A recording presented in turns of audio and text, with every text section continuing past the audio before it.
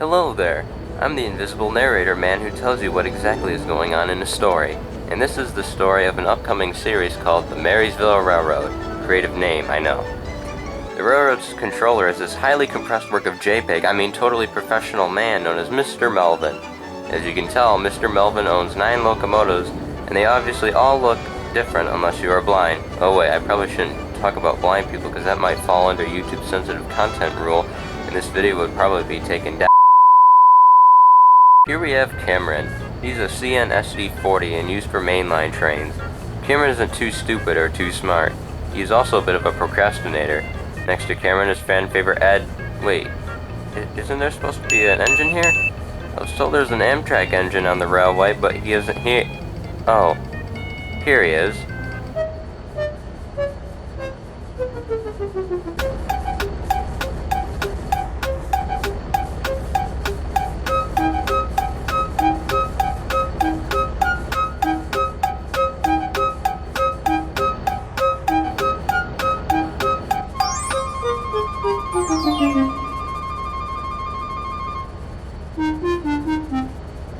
Sorry I'm late. The Blue Water was slowed down because of track work. Isn't that the 10th time you said that this week?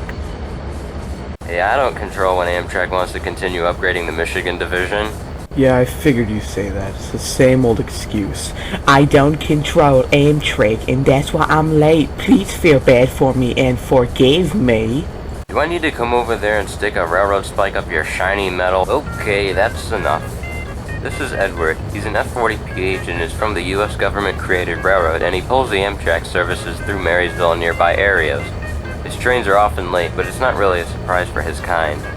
This one right here is the GP30 named Chessie. Chessie typically runs on the branch line, powers local trains, and sometimes used as a banker engine. This EPA nightmare is Port Huron and Detroit Alco S1 number 52, and his name is Logan. His railroad was sold to the CNO in 1984 and now works here on the branch lines and runs local trains. This Grand Trunk Western GP38-2 is Robert, and he mainly powers locals and runs as a helper engine on mainline trains. This Berkshire engine is Marquette. He runs excursion trains and is the oldest engine of the bunch.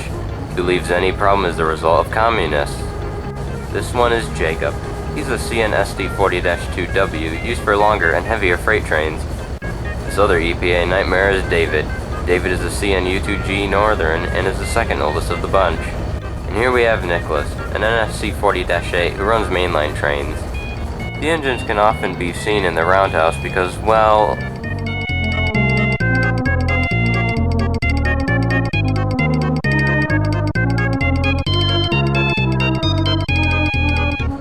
the railroad has seen better days. By the way, I got a little secret, but I gotta keep quiet. Are you close enough to hear me now? Just come a little bit closer. You'll be able to hear it. You ready? They don't all have voices! That's where you come into play, or someone else watching this at the same time as you. In other words, I'm asking for people who are wanting to voice an engine in this series. Edward and Robert are voiced by me. Nicholas is voiced by Cotton Belt SD40T, and Mr. Melvin, Cameron, as well as Chessie are voiced by friends of mine. However, David, Logan, Jacob, and Marquette need a voice. There's a sample line for each engine as an audition, and an email address as to where you can send a recorded audio file to. I will pick 4 people out of everyone who auditioned, as that number will be sufficient to fill all major spots.